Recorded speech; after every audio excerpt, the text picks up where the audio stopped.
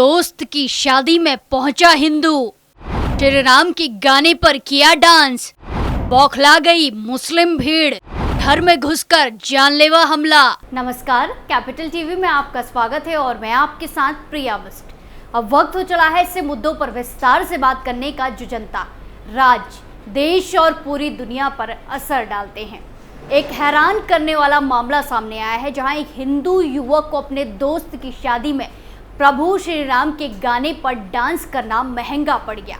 जी हाँ, सही सुना आपने। कुछ कट्टरपंथी मानसिकता के लोगों को केवल प्रभु श्री राम से नहीं, उनके नाम से भी दिक्कत है।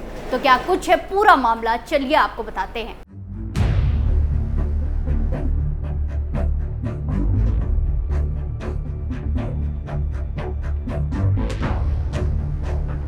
दरअसल कर्नाटक के कलबुर्गी में एक हिंदू युवक पर उसके दोस्त की शादी में राम मंदिर के गाने पर डांस करने की वजह से मुस्लिम युवकों ने हमला कर दिया और उसे बेरहमी से पीटा गया। यह घटना गुलबर्गा विश्वविद्यालय पुलिस स्टेशन के अंतर्गत इटगा गांव की है, जहां सोमवार 1 जुलाई को पीड़ित ने डीजे पर राम मंदिर का गाना "अगर छुआ तो मंदिर को तेरी औकात दिखा देंगे" बजाकर दोस्त की शादी में डांस किया। इसके बाद उस पर हमला हुआ। एक पोस्ट के मुताबिक मंगलवार 2 जुलाई 2024 की सुबह 5-6 मुस्लिम युवकों ने भीमा शंकर के घर में घुसकर उसे बेरहमी से पीटा। हमलावरों की पहचान खान पाशा, खाजा पाशा, मशाक पटेल, फिरोज, काशिम मदार और नईम के रूप में की गई है।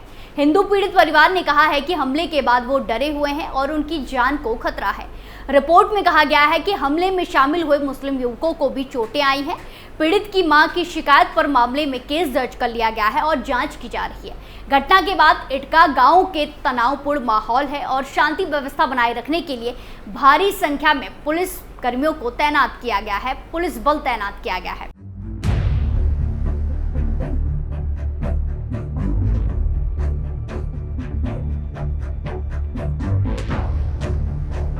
वहीं आपको बता दें कि ये कोई पहली घटना नहीं है जब डीजे पर गाना बजाने को लेकर विवाद हुआ हो। इससे पहले भी ऐसी घटनाएं सामने आ चुकी हैं। कुछ समय पहले कोलार शहर में अरहल्ली गेट के पास 2 हिंदू और मुस्लिमों की बीच झड़प हो गई थी। नाथ प्रभु कैंपेगौड़ा की 515वीं जयंती के मौके पर मस्जिद के सामने डीजे ने संगीत बजाना शुरू किया, जिससे दोनों समूहों के बीच विवाद हो गया। हालांकि पुलिस ने बीच बचाव कर मामले को किसी तरह से शांत किया। इसके बावजूद पूरे इलाके में तनाव बना हुआ।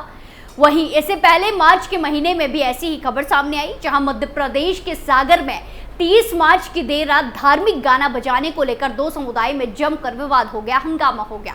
इस दौरान एक समुदाय ने घर की छतों से दूसरे समुदाय पर पथराव किया। इसके बाद दोनों समुदाय के लोग सड़कों पर उतर आए और पथराव करने लगे। मौके पर पहुंची पुलिस ने भीड़ को तितर बितर करने की कोशिश की और मामले को संभालने के लिए 10 से 12 राउंड आंसू गैस के गोले भी दागे, गोले भी छोड़े और लाठियां भी चलाई। इस दौरान शहर के चारों थानों से पुलिस व्रजवाहन के साथ मौके पर पहुंची। पुलिस अधीक्षक अभिषेक तिवारी के साथ साथ भारी पुलिस बल मौके पर देर रात तक मौजूद रहा। वहीं तब पुलिस ने मामले में 15 से अधिक आरोपियों को गिरफ्तार किया था।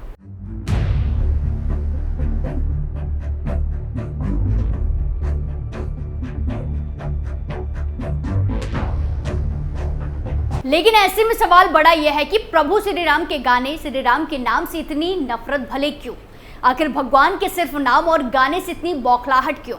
वहीं हमने कई बार देखा है, आम जनता ही नहीं, बड़े बड़े नेता तक अपने वोट बैंक को मजबूत करने के लिए धर्म की राजनीति करते हैं, धर्म की राजनीति करते हैं और एक धर्म के लोगों को खुश करने के लिए दूसरे धर्म के लिए जहर उगलते हैं। ऐसे कई मामले लोकसभा से पहले सामने आए थे, लोकसभा चुनाव से पहले सामने आए थे, या यूं कहें कि आते ही रहते हैं। और इन्हीं सब से आम जनता में भी दूसरे धर्म के खिलाफ अनाप शनाप बोलने के लिए ताकत मिलती है, बल मिलता है। अगर जनता का नेता ही एक धर्म के खिलाफ जहर उगलता है तो जनता को भी किसी बात का डर नहीं रहता और वो अपने नेता से 2 कदम आगे सोचते हैं और हमले और मारधाड़ में उतारू हो जाते हैं। वैसे भी जिस कर्नाटक से ये ताजा मामला सामने आया है, जिसमें दोस्त की शादी में श्री राम के गाने पर डांस करना एक युवक को महंगा पड़ गया, वहां कांग्रेस की सरकार है और वहां के सीएम सिद्धरमैया हैं, जो खुद भी कई बार हिंदू धर्म पर बयान देकर विवादों में घिर चुके हैं। दरअसल कांग्रेस के शीर्ष नेताओं ने जब राम मंदिर में प्राण प्रतिष्ठा समारोह के निमंत्रण को अस्वीकार कर दिया था, ठुकरा दिया था, तो कर्नाटक के मुख्यमंत्री सिद्धारमैया ने कांग्रेस के इस फैसले का खुलकर समर्थन किया। और इतना ही नहीं, भाजपा और राष्ट्रीय स्वयंसेवक संघ यानी कि आरएसएस पर निशाना साधते हुए सीएम ने कहा था कि उन्होंने धार्मिक कार्यक्रम को राजनीतिक कार्यक्रम में बदलकर 140 करोड़ भारतीयों का अपमान किया है। वहीं सीएम के बेटे तो 2 कदम आगे निकल गए। मुख्यमंत्री सिद्धारमैया के बेटे यतेंद्र सिद्धारमैया ने भारत के हिंदू राष्ट्र बनने की तुलना अफगानिस्तान और पाकिस्तान जैसे होने की कर दी थी। उन्होंने कहा कि अगर भारत हिंदू राष्ट्र बन गया तो यहाँ तानाशाही द्वारा शासित अफगानिस्तान और पाकिस्तान जैसा बन जाएगा। धर्म के नाम पर तानाशाही के कारण दोनों देश दिवालिये हो गए हैं। धर्म के नाम पर तानाशाही ने पाकिस्तान और अफगानिस्तान को दिवालिया बना दिया है। भाजपा के सहयोगी संगठन भारत को एक हिंदू देश बनाने जा रहे हैं।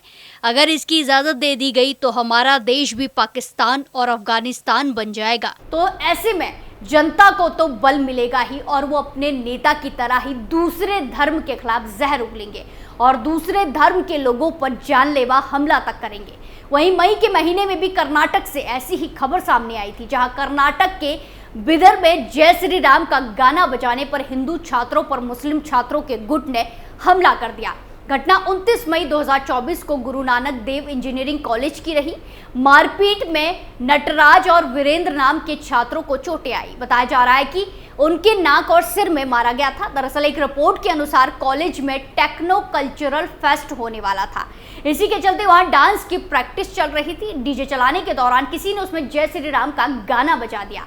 इस पर मुस्लिम छात्रों ने आपत्ति जताई। इसी पर दोनों समुदाय के छात्रों में बहस हुई और आखिर में झड़प हो गई। पुलिस की सूचना में आते ही पुलिस ने स्थिति को संभाला और लड़ाई रुकवाई। इस घटना की एक वीडियो भी सामने आई जो काफी ज्यादा वायरल हुई। इस मामले में पुलिस अधीक्षक चत्र बसवत्रा एसएल ने बताया कि उन्होंने नटराज की शिकायत के आधार पर गांधीगंज थाने में मुस्लिम समुदाय के 17 छात्रों और एक अनजान के खिलाफ मामला दर्ज किया है। उन्होंने बताया कि मारपीट के मामले में मुस्लिम छात्रों की ओर से भी शिकायत दर्ज कराई गई है। वहीं इस घटना के बाद खबर थी कि कॉलेज की गवर्निंग बॉडी ने 30 और 31 मई को होने वाले टेक्नो कल्चरल फेस्ट को रद्द कर दिया। कॉलेज के आसपास सुरक्षा बढ़ा दी गई। एसपी ने छात्रों और आम लोगों से अपील की थी कि वो किसी भी अफवाह पर ध्यान न दें। वहीं 23 मई को भी ऐसी ही खबर सामने आई थी, जहां एक ऑर्गेनाइजर ने महाराष्ट्र में एक ऐसी ही घटना की खबर दी थी, जिसमें एक हिंदू व्यक्ति पर मुस्लिम व्यक्तियों ने इसीलिए हमला कर दिया क्योंकि उसके मोबाइल में जय श्री राम का भजन बज रहा था। महाराष्ट्र के जालना में विकी हिवाले पर भगवान राम के प्रति अपने लगाव के कारण एक क्रूर हमला हुआ। समीर और एहसान नाम के हमलावरों ने विकी पर सिर्फ इसलिए हमला कर दिया क्योंकि उसके मोबाइल की रिंगटोन में राम का भजन था। बताया जाता है कि हमलावरों ने बांस की छड़ी को हथियार के तौर पर इस्तेमाल किया और समीर को अपनी हरकतों की गंभीरता का बिल्कुल भी एहसास नहीं हुआ। 12 मई को घटित इस भयावह घटना की पुलिस ने 17 मई तक तत्काल रिपोर्ट नहीं की, तब जाकर औपचारिक शिकायत दर्ज की गई। हैरानी की बात यह है कि हमले की गंभीरता के बावजूद मामले में कोई गिरफ्तारी नहीं हुई। तो देखा आपने किस तरह श्री राम के नाम से ही कट्टरपंथियों के सीने में आग लग रही है और वो हिंदुओं पर हमला कर रहे हैं। और ये बौखलाहट हिंदू त्योहार में और ज्यादा दिखाई देती है और तब जगह जगह से हमले और विवादों की खबरें आती है, जिससे कट्टरपंथियों की मानसिकता का साफ पता चलता है। लेकिन ऐसे में ये मामले बहुत ज़्यादा बड़ा चिंता का विषय है और इसे गंभीरता से लेने की ज़रूरत है और इसमें तगड़ी से तगड़ी कानूनी कार्रवाई की ज़रूरत है। इस पूरे मामले में आपकी क्या राय है, कमेंट कर ज़रूर बताएं। स्पेशल स्टोरी में फिलहाल के लिए इतना ही, फिर पेश होंगे नए मुद्दे के साथ। बाकी तमाम खबरों के लिए देखते रहिए कैपिटल टीवी उत्तर प्रदेश। नमस्कार।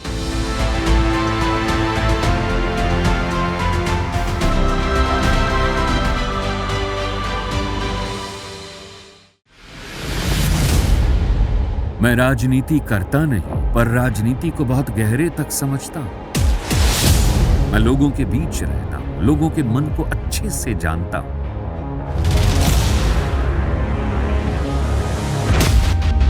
पब्लिक और पॉलिटिक्स की हर नब्ज को खूब पहचानता हूं। संघर्ष की सियासत से सत्ता के सिंहासन तक मैं हर खबर से खरा सच निकालता हूं। ना कोई दौड़, ना कोई रेस।